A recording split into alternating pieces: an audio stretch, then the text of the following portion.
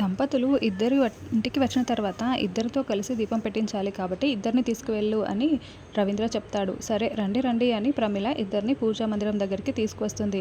రామలక్ష్మి దీపం పెట్టాల్సింది నువ్వేనమ్మా, దీపం పెట్టమ్మా అని అగ్గిపెట్టే ప్రమిళ రామలక్ష్మి చేతికి ఇవ్వడంతో రామలక్ష్మి వెలిగించబోతూ ఉంటే 3 సార్లు వెలిగించినా కూడా అది వెలగదు. అప్పుడు ఒక్క క్షణం ఆగిపోయి, అత్తయ్య ఈ ఇంటికి మొదటి కోడలు మీరే కదా, కాబట్టి మొట్టమొదట దీపం వెలిగించాల్సింది మీరే అత్తయ్య, మొదట మీరే పెట్టండి అని రామలక్ష్మి అంటే, లేదమ్మా నువ్వు కొత్త కోడలివి కదా, నువ్వే పెట్టు, ఇప్పుడు నేను పెట్టనవసరం లేదు అని ప్రమీల టెన్షన్ పడుతూ ఉంటుంది.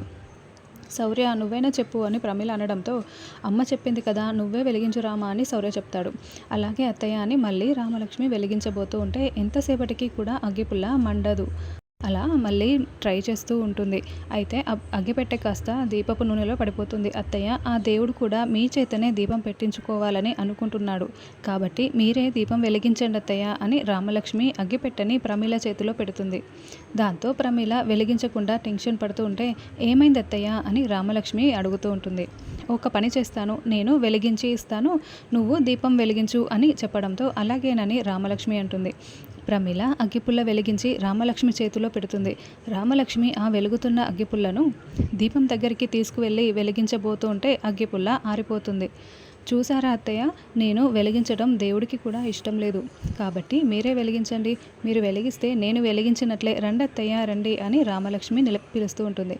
శౌర్య నువ్వైనా చెప్పరా అని ప్రమీల అంటుంది.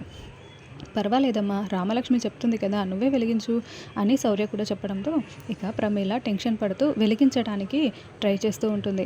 ఏమైంది అత్తయ్య, త్వరగా వెలిగించండి అత్తయ్య అని రామలక్ష్మి ప్రమీల కుట్రని తెలుసుకున్నట్లుగా చూపుతూ ఉంటుంది. దాంతో ప్రమీల చేసేదేమీ లేక పేలుడు పదార్థం ఉందని తెలిసినా కూడా దీపం వెలిగించేస్తుంది. వెంటనే మంటలు అంటుకొని డామ్ అని సౌండ్ అక్కడ వస్తూ ఉంటుంది. మంటలన్నీ ముఖం నల్లగా మాడిపోయి ఉంటుంది. మంట మంట అని అరుస్తూ ఉంటుంది. అమ్మ ఏమైందమ్మా ఏమైందమ్మా అని శౌర్య అరుస్తూ ఉంటాడు. అత్తయ్య ఏమైంది అత్తయ్య అని రామలక్ష్మి కూడా అడుగుతూ ఉంటుంది. అప్పుడే రవీంద్ర పరిగెత్తుకుంటూ అక్కడికి వచ్చి శౌర్య రామలక్ష్మి ఏమైంది అని అడుగుతూ ఉంటే, దీపం వెలిగిస్తే మంట రావటం ఏంటి అని రామలక్ష్మి అడుగుతూ ఉంటుంది.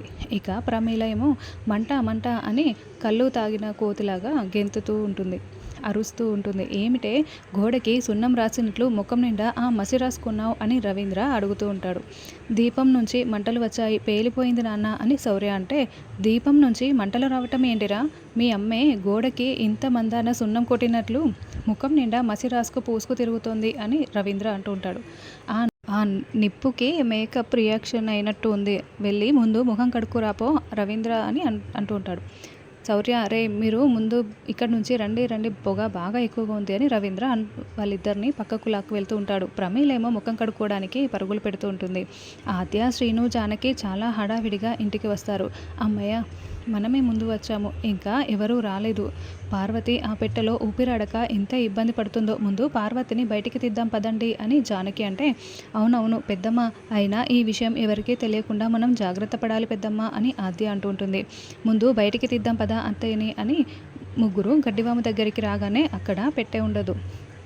అరే పెట్టె ఏమైపోయింది అని జానకి టెన్షన్ పడుతూ ఉంటుంది. పార్వతి అత్తయ్య పెట్టెలో నుంచి బయటికి వచ్చేసిందేమో, వెళ్ళిపోయిందేమోనని శ్రీను అంటే, అయితే పెట్టైనా ఉండాలి కదా, పెట్టె కూడా కనిపించట్లేదు అని ఆద్య అంటుంది.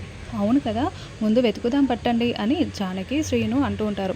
అప్పుడే రఘురాం వాళ్ళందరూ ఇంటికి వచ్చి లోపలికి వెళ్తూ ఉంటారు. పెద్దనాన్న వాళ్ళు వచ్చేసారు, పిన్నేమైనా వాళ్ళతో పాటు వచ్చిందేమో, చూద్దాం పదా వెళ్ళి అని ఆద్య అనడంతో పదండి పదండి అని అందరూ లోపలికి వస్తూ ఉంటారు. రామలక్ష్మి పెళ్ళి మాత్రం చాలా ఘనంగా జరిగింది అని వెంకట్రావు చాలా సంతోషంగా చెప్తూ ఉంటాడు. అత్తగారి ఇంటికి కూడా సాగనంపేశాము, పని పూర్తయిపోయింది అని వెంకట్రావు అంటే, పెళ్ళి గురించి మాట్లాడుతున్నారు కానీ మా అమ్మ గురించి ఎవరూ మాట్లాడట్లేదేంటి అని బిట్టు అంటూ ఉంటాడు. అవును పార్వతి పెళ్ళికి రాలేదు, ఇంట్లో కూడా లేదు, ఏమైపోయినట్లు అని పద్మ ప్రశ్నిస్తూ ఉంటుంది. అప్పుడే శ్రీను కంగారు పడుతూ వెంకట్రావు వైపు చూస్తూ ఉంటే, వీడేంటి టెన్షన్ పడుతున్నాడు, పార్వతిని వీళ్ళే కదా దాచిపెట్టారు, ఇప్పుడేంటి ఏమీ తెలియదన్నట్లుగా ఇలా షాకింగ్గా నా వైపు చూస్తూ సైగ చేస్తున్నాడు అని వెంకట్రావు పైకి అనేస్తాడు. ఏంటి ఏమన్నారు అని పద్మ అనడంతో, అబ్బే నేనేమన్నాను, పార్వతి పెళ్లి రోజు కనిపించకుండా పోయిందేంటా అని అన్నాను, నీకెలా వినపడింది అని వెంకట్రావు కవర్ చేసుకుంటూ ఉంటాడు. పార్వతి ప్రతి దానికి పానకంలో పుడకలా ఏదో ఒకటి అడ్డుపడుతూనే ఉంటుంది. ఇప్పుడు ఏమైపోయినట్లు అని బామ్మ అంటే, శివ నువ్వు పార్వతిని ఏమైనా అన్నావా?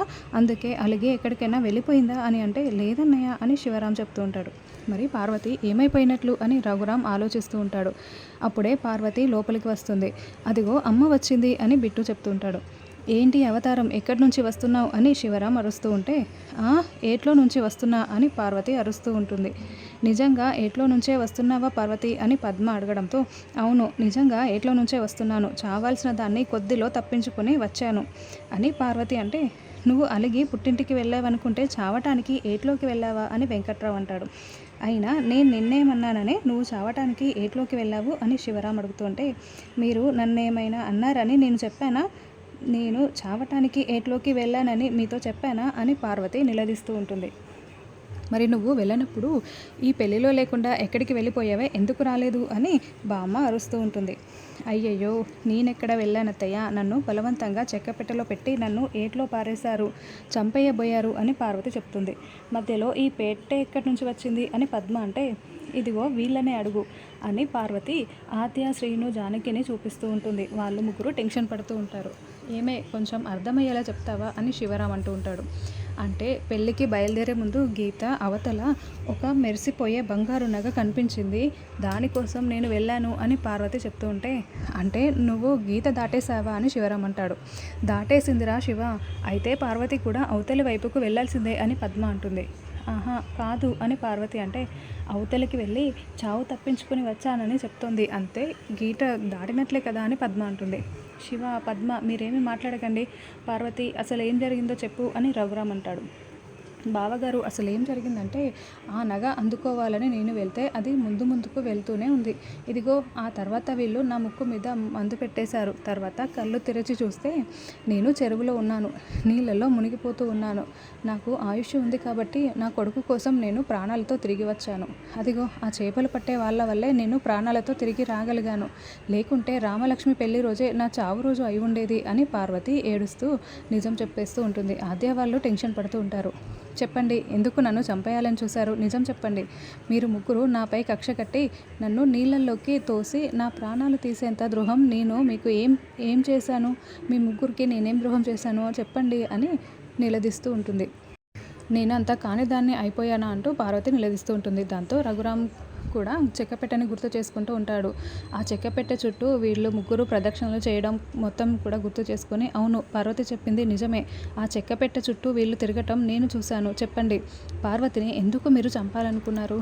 పార్వతి ప్రాణాలు తీయాలనుకున్న మీకు ఈ ఇంట్లో స్థానం లేదు, మీరు ముగ్గురు ఇంట్లో నుంచి వెళ్ళిపోవాల్సిందే అని రఘురామ్ అంటాడు. దాంతో ఆద్య, ఈ ఇంట్లో నుంచి వెళ్ళిపోవాల్సిన అవసరం మాకు లేదు, ఈ ఇంట్లో మాకు కూడా హక్కు ఉంది, ఈ ఇల్లు మా తాతయ్య గారిది కూడా అని ఆద్య రఘురామ్కి ఎదురు చెప్తుంది.